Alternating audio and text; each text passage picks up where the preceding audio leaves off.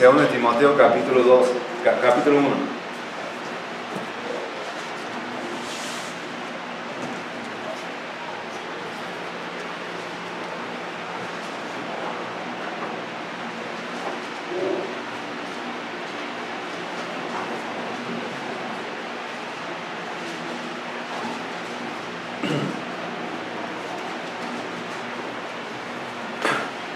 Y como vimos perdón.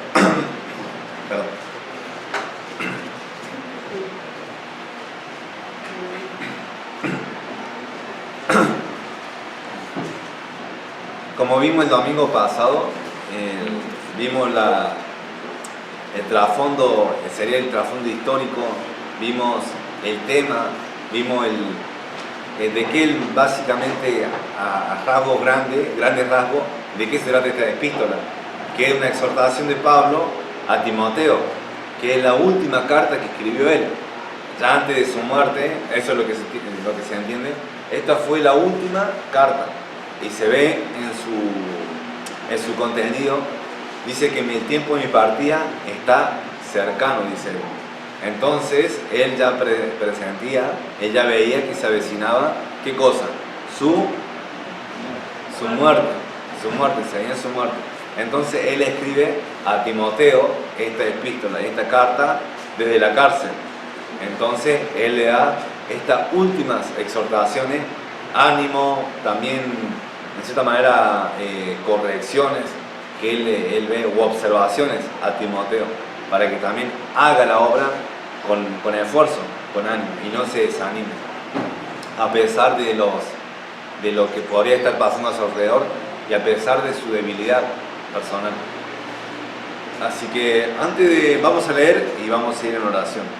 Vamos a leer versículos 1 y 2. 1 y 2. Dice lo siguiente en capítulo 1. Versículo 1 dice: Pablo, apóstol de Jesucristo, por la voluntad de Dios, según la promesa de la vida que es en Cristo Jesús. A Timoteo, amado hijo, gracia, misericordia y paz de Dios Padre y de Jesucristo nuestro Señor. Oremos.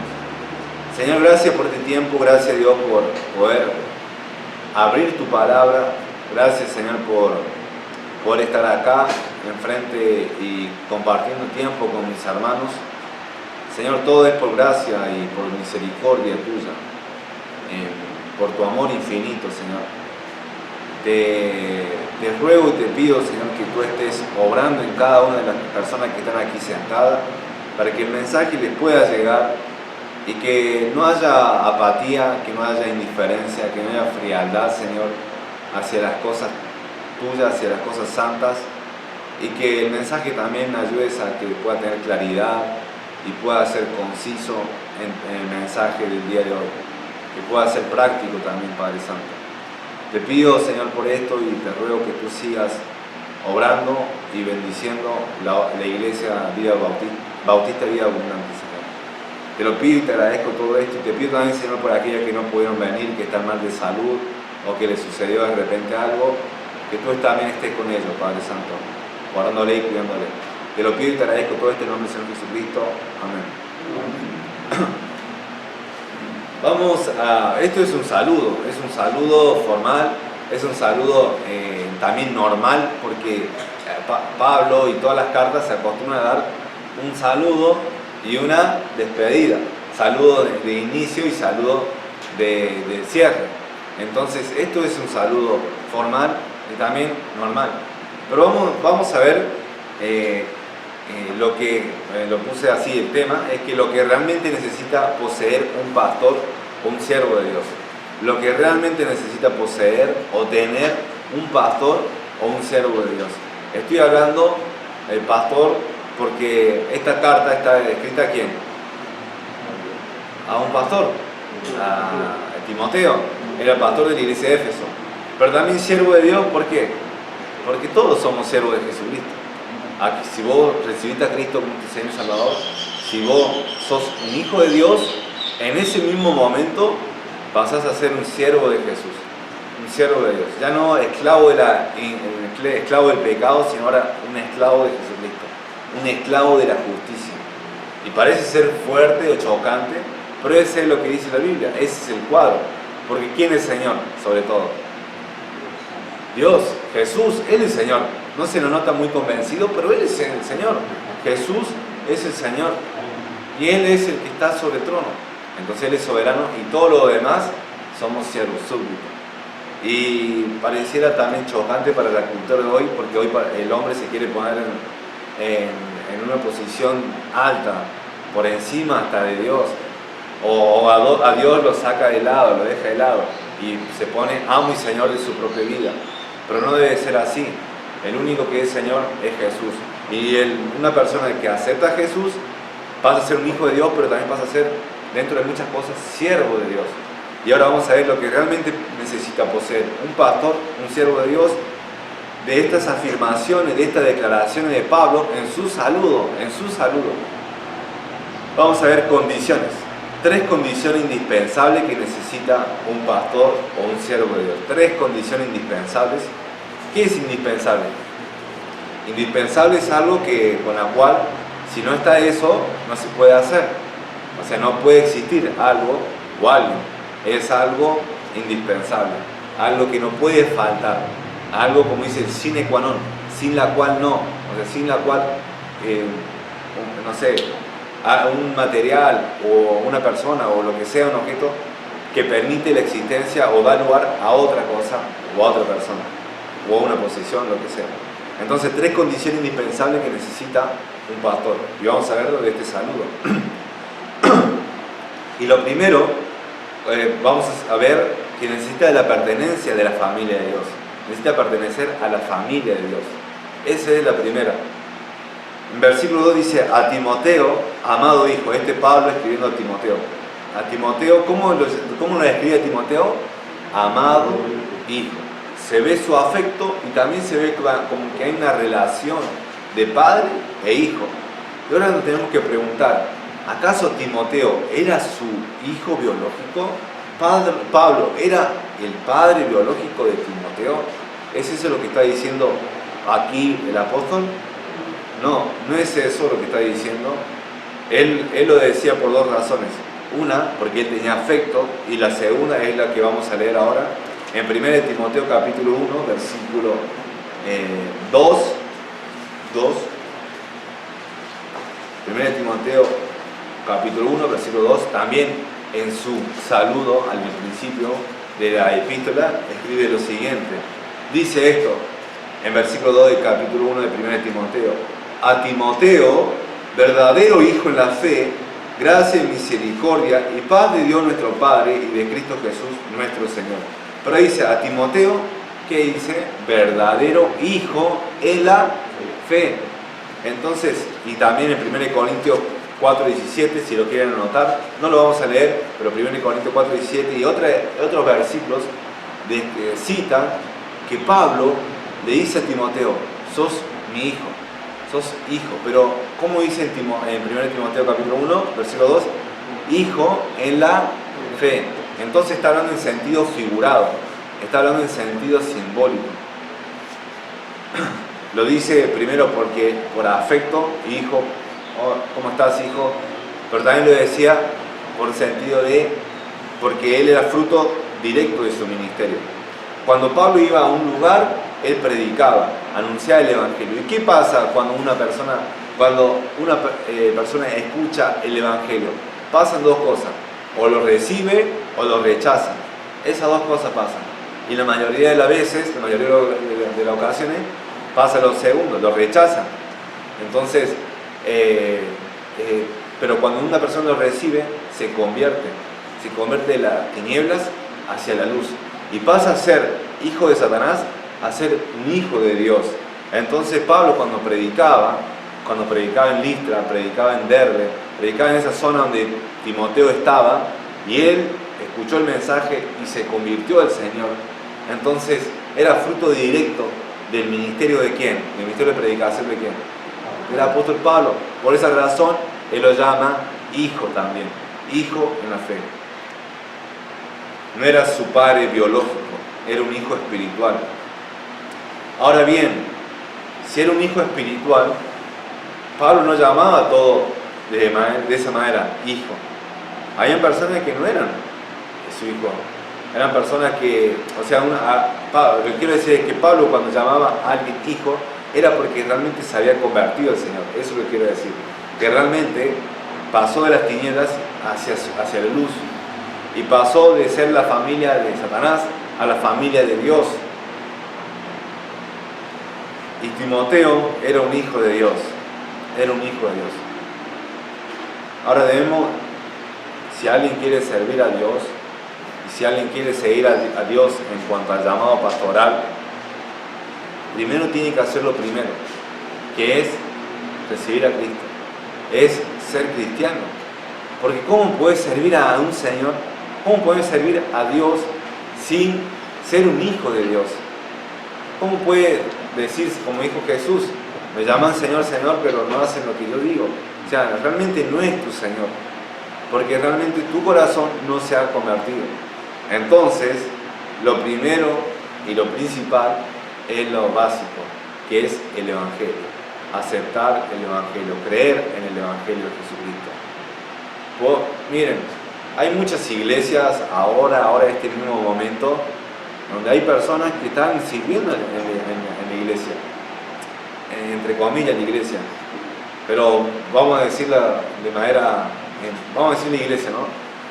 Muchas, y está un pastor, o no sé, ahora se llaman profeta, apóstol, lo que sea, diácono, pero todas esas personas, muchos de ellos, la mayoría, no predican el Evangelio.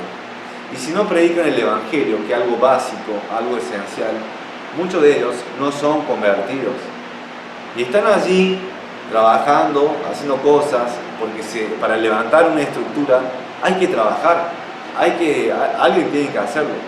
Ellos se esfuerzan y lo hacen, pero todo eso lo hacen sin conocer realmente a Dios, porque todavía no se han convertido, todavía no han pasado de la familia de Satanás a la familia de Dios, porque no han aceptado lo básico, lo principal, que es el Evangelio. Eso es algo que tienen que tener claro. Y si ustedes desean servir acá en alguna cosa, en un área o en un evento, tienen que hacer lo principal, que es aceptar a Cristo como Señor y Salvador, es creer en Él, es arrepentirse de tus pecados. ¿Ok? Y eso, y ahora que vamos a estar con la cena del Señor, lo básico, lo primero, antes del bautismo, ¿qué es?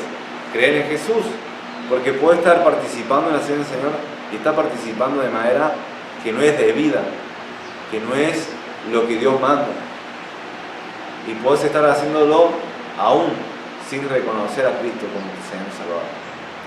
Así que Timoteo era un hijo de Dios y él servía a Dios porque él realmente pertenecía a la familia del Señor. Tienes que hacerte esa pregunta, si sos realmente un creyente, y si así lo es, amén, ya tenés lo primero, lo más básico, lo esencial. Ya ahora vamos a la segunda.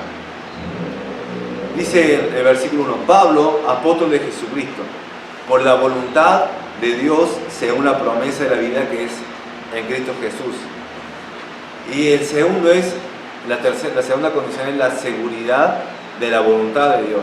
La seguridad de la voluntad de Dios, o la garantía de la voluntad de Dios. Es decir, Pablo estaba seguro, estaba confiado de que su posición, su apostolado, venía por voluntad de Dios, que él estaba en lo correcto, que él estaba haciendo la voluntad de Dios y que él estaba allí por medio de Dios, no de otra persona, no por él mismo, sino por Dios.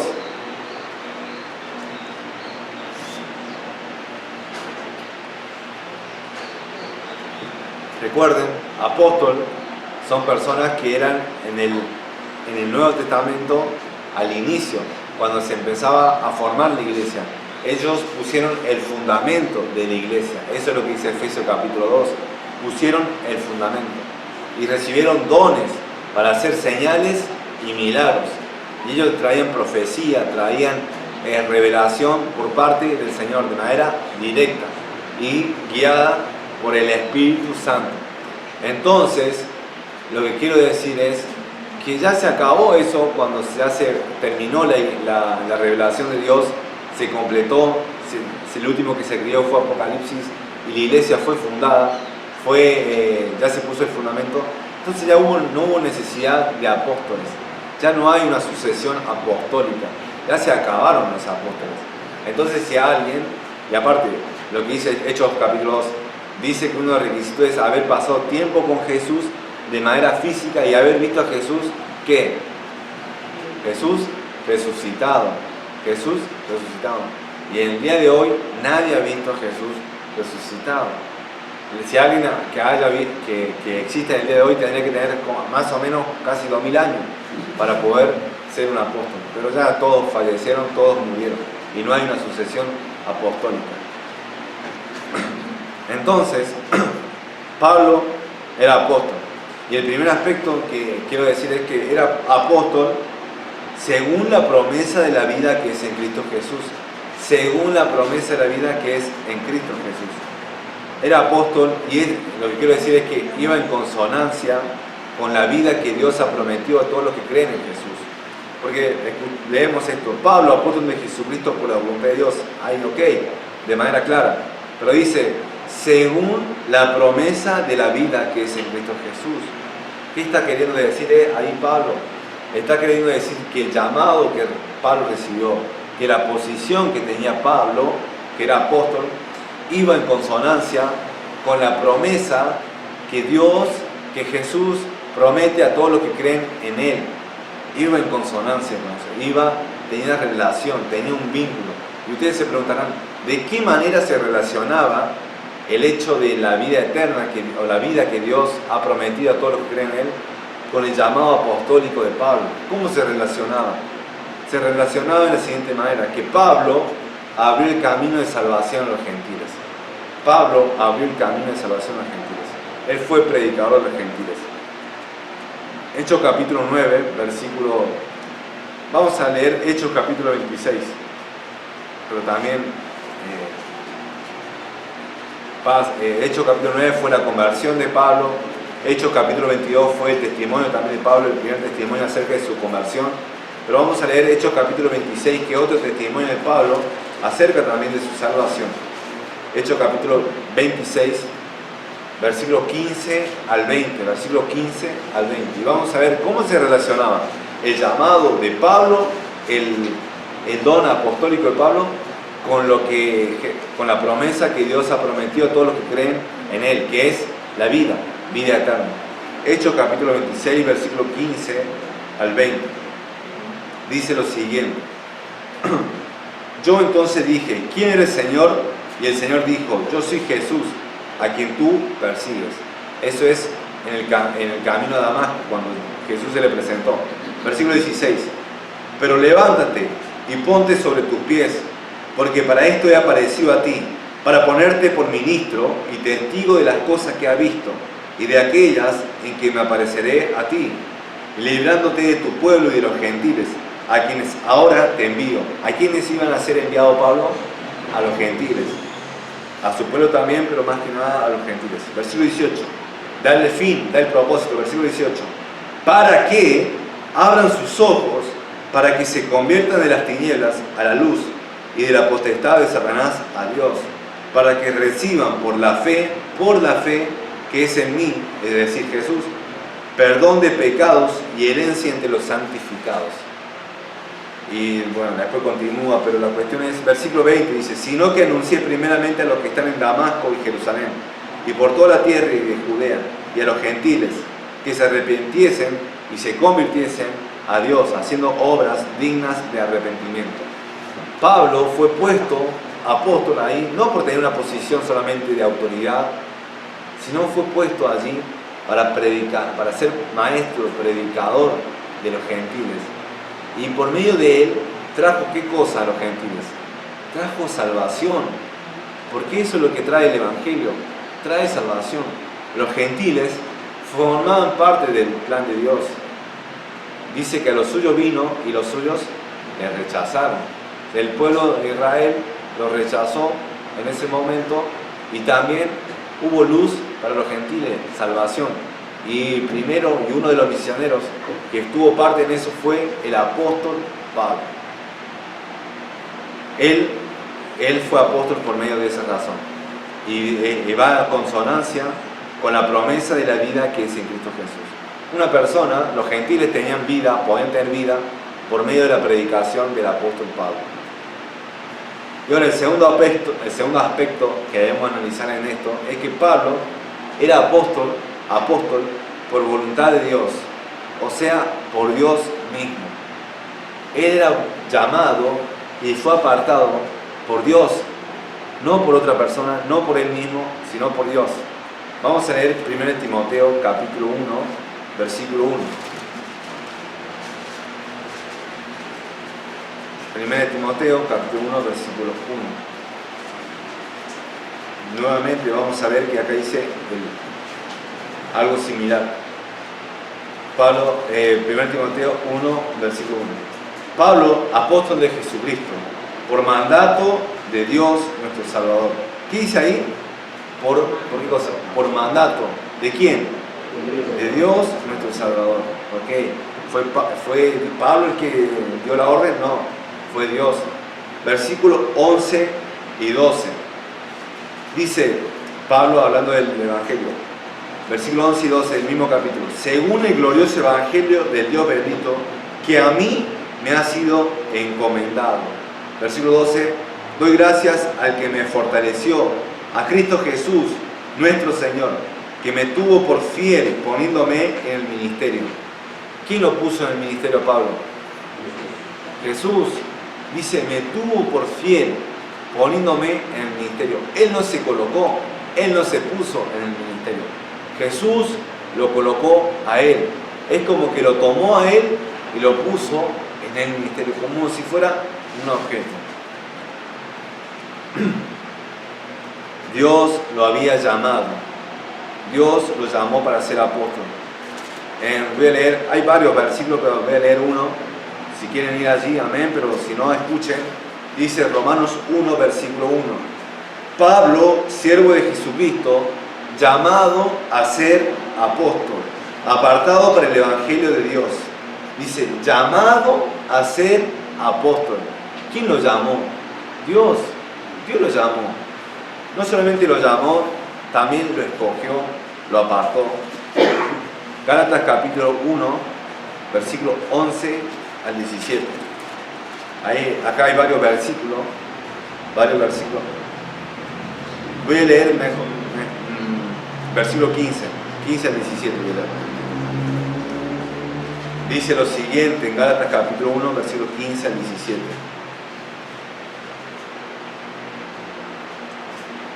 Estamos viendo que el llamado de Pablo, que donde Pablo estaba en la posición que él ocupaba, era algo de Dios, no venía de él ni de hombre o de un gobierno, venía de Dios. Versículo 15 de Gálatas capítulo 1. Pero cuando agradó a Dios, que me apartó desde el vientre de mi madre y me llamó por su gracia, revelar a su Hijo en mí, para que yo le predicase entre los gentiles, no consulté enseguida con carne y sangre, ni subí a Jerusalén a los que eran apóstoles antes que yo, sino que fui a Arabia y volví de nuevo a Damasco. Vemos varias cosas aquí, pero de manera general, de manera global, quiero decir que Pablo está dando testimonio que dice, agradó a Dios que lo apartó desde el vientre de mi madre. O sea, antes de nacer, Dios ya lo había apartado. ¿Para qué cosa? Para esta tarea, que era predicar el Evangelio, que era ser apóstol, predicador, maestro de los gentiles, desde el vientre de su madre. ¿No le hace acordar a un profeta? ¿Qué profeta era ese que Dios ya lo había apartado? Juan, sí, pero algo similar. Jeremías, capítulo 1, dice allí lo mismo, algo similar. Después vamos a ver si hay tiempo para leerlo, pero si no lo pueden leer ustedes. Capítulo 1, versículo 5 en adelante, dice algo similar. Pero Pablo, lo que quiero decir es que Pablo fue llamado, Pablo fue escogido, Pablo fue apartado. ¿Por mandato de quién? Por mandato de Dios. No era el rey Agripa, no eran los jefes religiosos, no era un sumo sacerdote quien le dijo, vos vas a ser apóstol. no era otra. Y además, en Gálatas dice, yo no subí a Jerusalén, no consulté con carne y sangre, con aquellos apóstoles que eran antes de mí. Es decir, estaba Pedro, estaba Juan, estaban todos los 12, 11, y había uno que fue añadido por Judas, pero estaban ahí los 12, y él no fue a consultarlo con ellos primeramente. ¿Por qué? Porque el llamado fue directo ¿de quién? De Dios, de Dios. El mensaje y la autoridad que él recibió fue de Dios.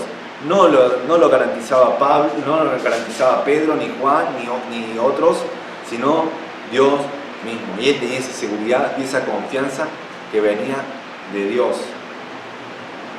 Pablo conoció la voluntad de Dios por revelación. Dios se le apareció. Él estaba perdido, él estaba literalmente perdido, estaba enceguecido.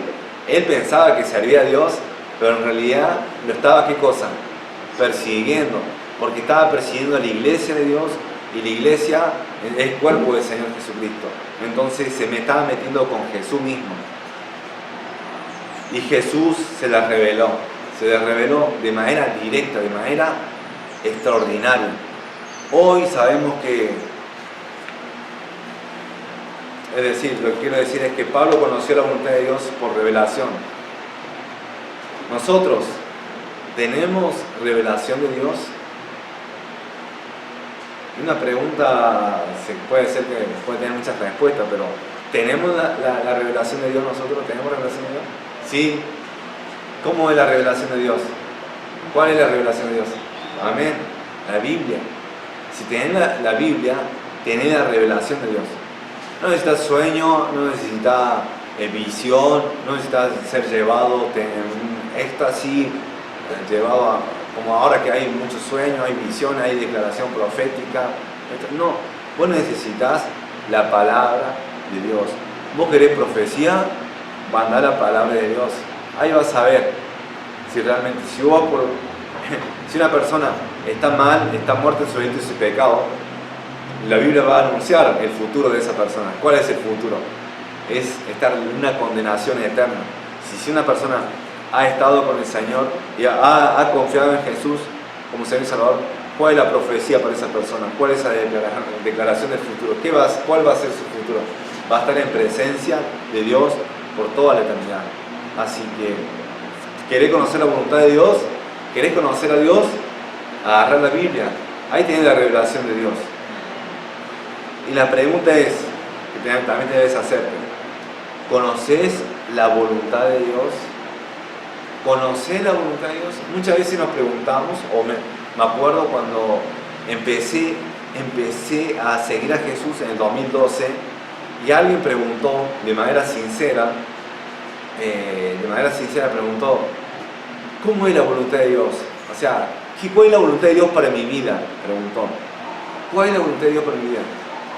Y yo creo que el Señor ya me daba así como cierta pauta, porque yo también ya había venido leyendo la Biblia, venía leyendo pero de cierta manera mecánica o religiosa. Pero yo decía por dentro, la voluntad de Dios es leer la palabra del Señor. O sea, ahí vos tenés que, y eso fue lo que respondió el pastor Mason. Le respondió y dijo, mira, Romanos 12:1 dice esto, la voluntad de Dios, conocer la voluntad de Dios es leer la Escritura. También 1 Tesalonicenses 4:3, 4:7 dice que la voluntad del Señor es vuestra santificación, que os apartéis de fornicación.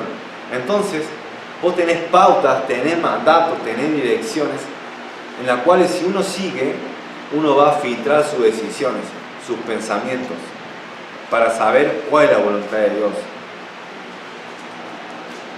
Miren, un ejemplo. En el profesorado nos dieron una lista, o sea, me hace de cuenta que esto es una lista en donde había casilleros. Eran 10 casilleros que teníamos. 10 casilleros que teníamos que ir a observar a un establecimiento y ver una práctica, y ahí el profesor después nos filmaba dando pauta de que nosotros estuvimos allí, estuvimos presentes allí. ¿Me siguen?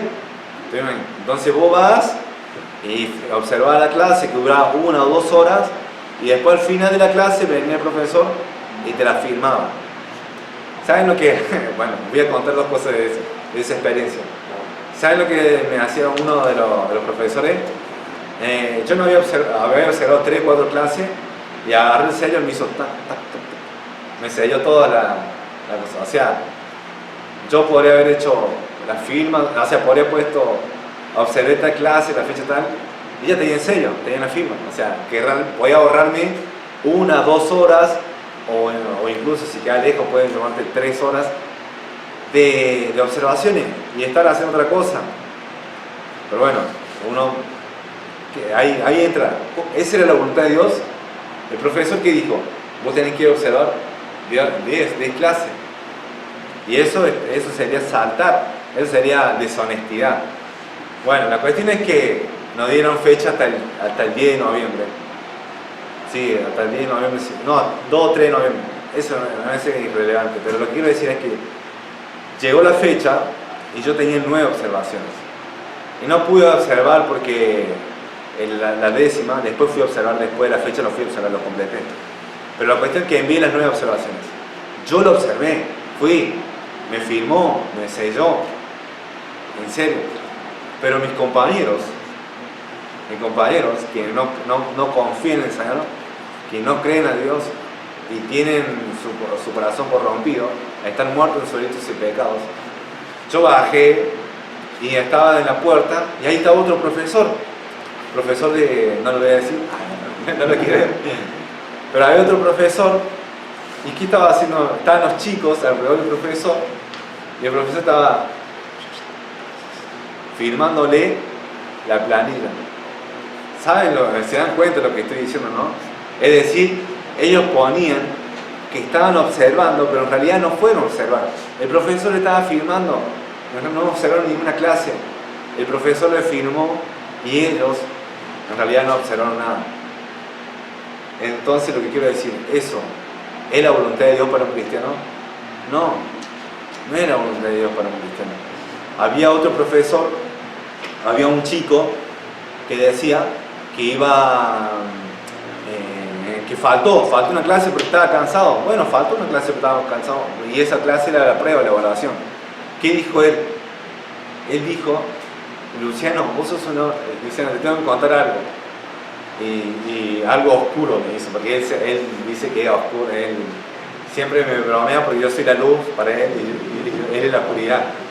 Y siempre está bromeando así con cosas. Bueno, la cuestión es que me dice, Luciano, voy a hacer una obra mala, pero tiene un fin bueno, me dice. ¿Cómo es eso? No, yo le digo que el fin no justifica los medios, pero bueno, vos te manejás por otros principios. Me dice lo siguiente, me dice que él faltó, y la profesora ha dicho que la persona que faltaba quedaba libre, al menos que trajeran un certificado médico. Y él dice, voy a hacer mi libertad. Y yo ya empecé a sacar conclusiones, ¿no? Para no quedar libre, va a sacar el certificado. Eso, ¿es de un cristiano? No, es un cristiano eso. ¿Se imaginan yo falsificando certificado para no quedar libre? Y después venga acá y le esté hablando de que no, y menos, no necesariamente un pastor, todos. Entonces, muchos dicen, ¿cuál es la voluntad de Dios? ¿Cuál es la voluntad de Dios? La voluntad de Dios es que vos leas la palabra del Señor y ahí va a decir, no dirás falso testimonio. Entonces, ahí ya tenés claro, esa cosa que hizo mi compañero, creo que al final no la hizo, pero al fin y al cabo no está bien. No está bien porque la Biblia ya da pauta, da direcciones. Vos querés conocer la voluntad de Dios, lee la palabra y ahí te va a dar direcciones acerca de lo que tienes que hacer. Ahora la pregunta es, ¿estás haciendo la voluntad de Dios? ¿Estás haciendo la voluntad de Dios? Es una pregunta difícil porque muchas veces fallamos, pero sí debe haber una intención de querer estar haciendo la voluntad de Dios. Hechos 26:19 dice que Pablo no fue rebelde a la visión celestial. Le dijo eso, no fui rebelde, yo recibí este llamado, y le dice Pablo, yo no fui rebelde, sino que empecé a anunciar el evangelio de ese momento. Pero saben, hubieron personas que sí fueron rebeldes. ¿Quién fue un personaje del Antiguo Testamento que fue rebelde al mandato de Dios, a la voluntad de Dios? al llamado de Dios para su vida. Jonás, Dios le dijo, vos tenés que ir para aquel lado, para allá, para Nínive. Jonás, ¿que para dónde agarró? Para el lado de Jope, creo que fue quiso ir para España, o Tarsis, no me acuerdo bien. Jope creo que era el puerto, y Tarsis el lugar opuesto. ¿Qué hizo Dios? No, vos no vas a ir para allá, vos vas a ir para Nínive. Entonces lo agarró y lo puso en un pez, y ahí recapacitó Jonás. Dijo, no, es feo estar fuera de la voluntad de Dios, es feo. Será en un principio más fácil, en cierta manera, por un tiempo. Tal vez Nínive le da miedo, tal vez tenía rencor hacia ellos, pero estar más seguro es estar en la voluntad de Dios. Entonces, ¿qué vas a hacer? ¿Sos rebelde de la voluntad de Dios? Porque hay muchas personas que saben lo que tienen que hacer. No es un problema de conocimiento, no es un problema intelectual, no es un problema de razón, es un problema de moralidad. Saben lo que está bien, pero aún así, lo siguen haciendo mal. Y están haciendo ¿qué cosa? Rebelde. Pastor, me acuerdo que alguien fue y le habló acerca de lo que estaba haciendo alguien que iba a ser disciplinada. Fue y le habló, y aún así, sabiendo, diciéndole que esa relación estaba mal, porque era con Juez igual, y aún así dijo, no, voy a seguir con él, sabiendo. Entonces decidió seguir con él. Eso es rebeldía. Dios te está mostrando la voluntad, su voluntad que es agradable, que es buena y perfecta. Eso es lo que dice Pablo, Romanos capítulo 12, versículo 2. Es buena, agradable y perfecta. Es agradable. Pero aún así nosotros, muchas veces, no sé cuál es tu posición ahora, que sabes lo que tienes que hacer, pero rechazas esto y elegís lo siguiente. ¿Qué vas a hacer? ¿Vas a ser rebelde? Y otra cosa más acerca de la voluntad de Dios. Pablo fue llamado por voluntad de Dios. Es decir, si hay alguien que está siendo llamado al ministerio, porque también está vinculado a un pastor, no te metas, métete. Amén. Si Dios te llamó al ministerio, tenés que ir, tenés que correr hacia eso. O si Dios te llama a hacer algo, tenés que hacerlo. Si Dios te llama a predicar a alguien, o a un grupo, o a lo que sea, vos tenés que obedecer eso, no tenés que ser rebelde. Pero lo que quiero decir es que si Dios no te llama, si la voluntad de Dios es que no seas, no sé, un pastor o un ministro del Evangelio, no te metas en eso, porque estás fuera de la voluntad de Dios. Y hay muchas personas, por esa razón hay muchos pseudo pastores, por esa razón, porque se meten en algo que Dios no le ha, ¿qué cosa? No le ha llamado, que Dios no le ha escogido. Entonces, eso también es algo para tener en cuenta. Y para decir por último, acerca de este punto, es que no va a ser fácil la voluntad de Dios. No es fácil. ¿Cuál fue el final de Pablo? Fue, según dice la historia de la tradición, que él fue decapitado. Terminó sus últimos días de su vida en la cárcel, y al final de su vida él no terminó en un asilo ahí con aire acondicionado, no. Le cortaron la cabeza, al igual que Juan el Bautista. Entonces, lo que quiero decir es que ahora no tengan miedo que ahora por querer seguir a un Dios van a tener todo decapitado, no. Lo que va a pasar es que no va a ser fácil. Si vos escoges el camino angosto, no va a ser fácil. No va a ser fácil. ¿Por qué? Porque eso ya lo dijo Jesús. Angosto es el camino que lleva a la vida, y pocos son los que la hallan. Y después que dice lo del segundo, ancho, espacioso es el camino que lleva a la perdición, y muchos son los que van por eso. Entonces es más fácil seguir las pasiones, seguir los deseos, seguir la cultura humana, la cultura del hombre, la cultura de nuestra sociedad, pero más difícil es seguir a Dios. Yo sé que va a ser difícil, pero en todo ese momento Dios te promete que va a estar con quién, con vos, con nosotros. la presencia de Dios mismo va a estar con vos. Y por último, la tercera condición es la provisión de Dios. La provisión de Dios. Versículo 2 dice: a Timoteo, amado hijo. Y acá empieza a decir 3 elementos: gracia, misericordia y paz de Dios Padre y de Jesucristo nuestro Señor.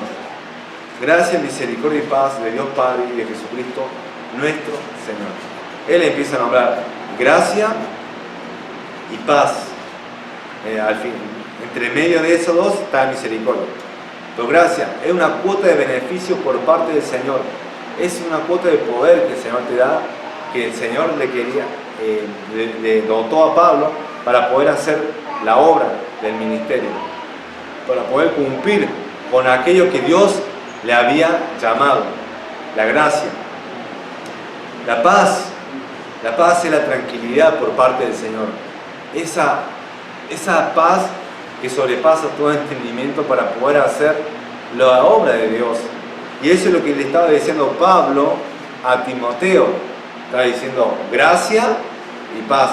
Pero no solamente esto es algo, en cierta manera, común, porque en toda la epístola de Pablo, que escribió alrededor de 13 epístolas, en la mayoría, si no todas, dice gracia y paz. Gracia y paz. Ahora lo diferente, lo distinto de esta epístola y la epístola de 1 Timoteo y de Tito es que le agrega otra cosa, y que es misericordia. Él agrega misericordia.